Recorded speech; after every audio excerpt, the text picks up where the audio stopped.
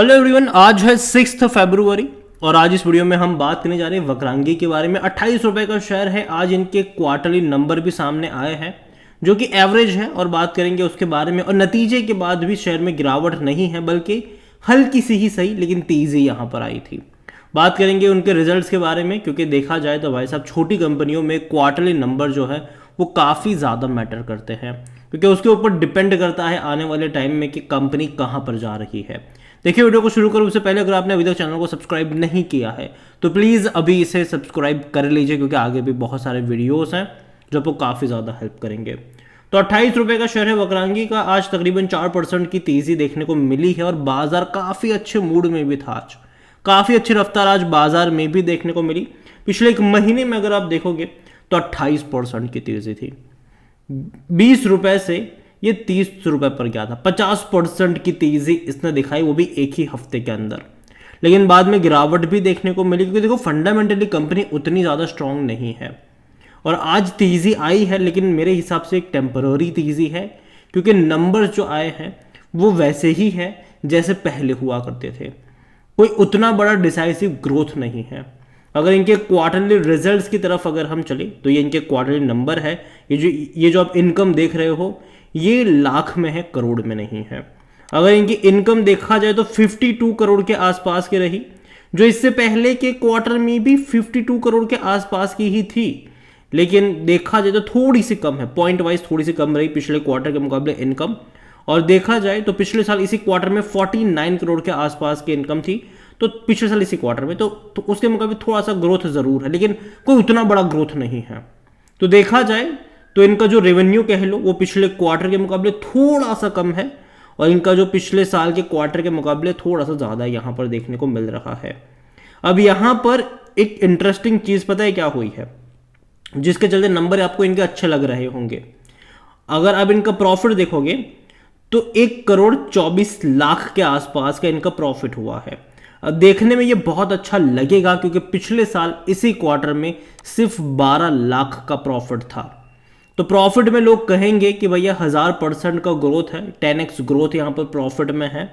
पिछले क्वार्टर में 42 लाख के आसपास का इनका प्रॉफिट था, तो उसके मुकाबले भी तकरीबन इनका 250% का है। मतलब कह सकते हो कि यहाँ पर इन्होंने ग्रोथ दिखाया है प्रॉफिट्स में, ठीक है। लेकिन एक बेहतरीन चीज़ पता है क्या है कि अगर आप इनका प्रॉफिट बिफोर टैक्स देखोगे तो वो सिर्फ 93 लाख रुपीस का था, जो पिछले साल इसी क्वार्टर में 93 लाख का ही था।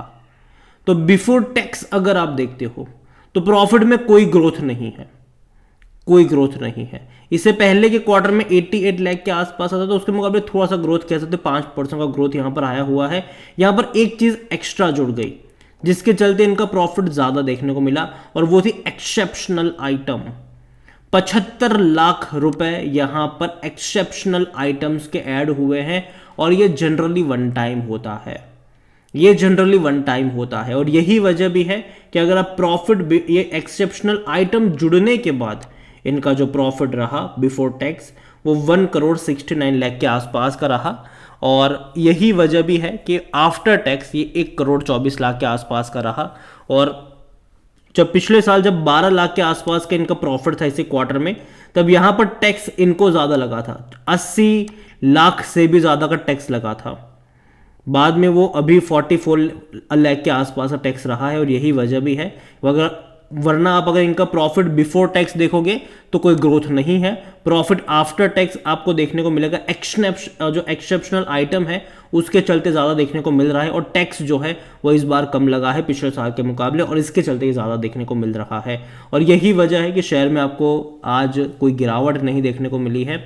लेकिन ये कोई उतने एंकरेजिंग वाले भी नंबर्स नहीं हैं कि आप एक बहुत बड़ा इन्वेस्टमेंट करके बैठ जाओ यहाँ पर, क्योंकि अभी भी इसका जो वैल्यूएशन है, इसका जो पी रेशियो है वो 1855 का है।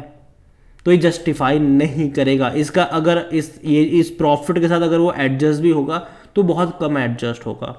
सेक्टर पी 32 का है, तो महंगा तो ये है और काफ़ी काफ़ी काफ़ी महंगा है ये। कोई भी एनालिस्ट खरीदारी की बात यहाँ पर नहीं कर रहा है। जहाँ तक बात करी जाए इनके फिनेंशियल्स को लेकर तो जैसे कि मैंने कहा कि इनके रेवेन्यू में उतने ज़्यादा नहीं होते हैं। मुश्किल से 50 करोड़ के आसपास के रेवेन्यू है और मार्जिन के काफ़ी कम है। और इस बार का 1 करोड़ 24 लाख का आसपास देखने को मिला प्रॉफिट ज़रूर, लेकिन जो आया था वो एक्सेप्शनल आइटम का था, जो डायरेक्टली जुड़ा था, वो रेवेन्यू का नहीं था, वो डायरेक्टली यहाँ पर जुड़ा था और जिसके चलते आपको ज़्यादा देखने को मिल गया यहाँ पर। और जहाँ तक बात करी जाए शेयर होल्डिंग को लेकर, तो प्रमोटर के पास 42.60% का स्टेक है। अच्छी बात है कि प्रमोटर का एक भी शेयर गिरवी नहीं है और दूसरी बात की कंपनी के ऊपर डेट भी नहीं है। म्यूचुअल फंड के पास कुछ भी नहीं है, कोई शेयर्स नहीं है। 6.29% डोमेस्टिक इंस्टीट्यूशंस के पास है। एफआईएस यहाँ पर 3.31% का स्टेक लेकर बैठे हुए हैं। रिटेल और अदर्स के मिलाकर 47.81% का स्टेक है, जिनमें से रिटेल इन्वेस्टर 28.91% की होल्डिंग पर बैठे हैं और रिटेल इन्वेस्टर ही यहाँ पर लगातार खरीदारी कर रहे हैं। अगर आप देखोगे पहले के मुकाबले तो वही खरीद रहे हैं, एफआईएस बेच रहे हैं। यहाँ पर देखो वक्रांगी के अगर आप वेबसाइट पे चले जाओगे तो इनका जो बिजनेस है वो इनका एक तो एटीएम सेटअप करने को लेकर बिजनेस है, लेकिन जिस तरीके से हम डिजिटल वाले एरा में जा रहे हैं, मुझे लगता है कि जो कैश है वो धीरे धीरे कम होता चला जाएगा। आप खुद सोचिए कि आज से कोविड से पहले आप कितना फ्रिक्वेंटली बैंक से मतलब एटीएम से पैसा निकालते थे और आज आप कितना फ्रिक्वेंटली निकाल रहे हो। तो कहीं ना कहीं जो एटीएम के नंबर्स है वो आने वाले दौर में मुझे लगता नहीं कि बढ़ने वाले हैं, बल्कि वो थोड़े बहुत कम ही होते नजर आएंगे। हाँ, ये ज़रूर हो सकता है कि बाकी जैसे कि पेटीएम हो गया या फिर फ़ोनपे हो गया वो कल के आने वाले टाइम में अपने सेटअप कर दे, वो कोई अलग बात है, लेकिन ये चीज़ें रहेगी यहाँ पर।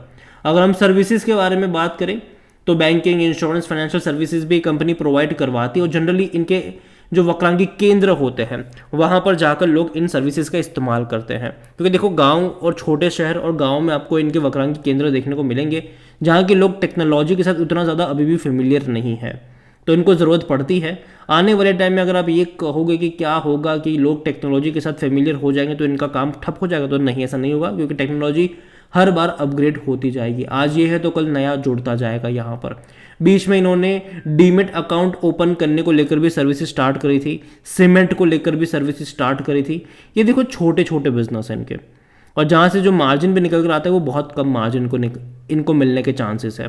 तो यहाँ पर वक्रांगी को लेकर अगर बात करी जाए तो कंपनी ने पिछले कुछ टाइम में बहुत बड़ी तेज़ी दिखाई है, ऑलरेडी बहुत बड़ी तेज़ी पर ही ये बैठा हुआ है। तो यहाँ से जो कंफर्ट होता है बाय करने का वो कम लग रहा है मुझे। और नंबर्स अगर आप देखो ऐसे अगर आप पढ़ोगे तो आपको ज़्यादा ग्रोथ देखने को मिलेगा पिछले साल के मुकाबले, लेकिन अगर आप डिटेल में जाओगे इनके नंबर में, जैसे कि मैंने आज आपको दिखाया कि प्रॉफिट बिफोर टैक्स अगर आप देखोगे तो कितना है और पिछले साल कितना था, इस बार कितना है, जो एक्सेप्शनल आइटम की वजह से ये बढ़ा है और आने वाले क्वार्टरों में शायद ये सस्टेन ना हो, मतलब कि थोड़ा बहुत डिक्लाइन देखने को मिले इनके प्रॉफिट्स वगैरह में, तो ये पॉसिबल है। और यही वजह है कि मैं अभी के लिए यहाँ से दूरी बनाना पसंद करूँगा। मुझे लगता है कि कंपनी फंडामेंटली उतनी ज़्यादा स्ट्रॉन्ग नहीं है, कंपनी थोड़ा सा फंडामेंटल वीक है। और सबसे बड़ी बात जो मुझे खटक रही है वो वैल्यूएशन वाली है कि महंगा है, आप उससे इनकार नहीं कर सकते हैं। तो नज़र रखिए इसके ऊपर, कोई बाय सेल रिकमेंडेशन नहीं है। वीडियो को यहीं पे एंड करूंगा, पसंद आया हो तो लाइक करो, शेयर करें। चैनल पर अगर पहली बार आए तो प्लीज़ सब्सक्राइब करें। और वक्रांगी के बारे में आप क्या सोचते हैं वो भी आप मुझे कमेंट में लिखकर बता सकते हैं। जो रिजल्ट्स आए हैं उसके बारे में क्या सोचते हैं वो भी कमेंट में लिखकर ज़रूर बताइएगा। Thank you.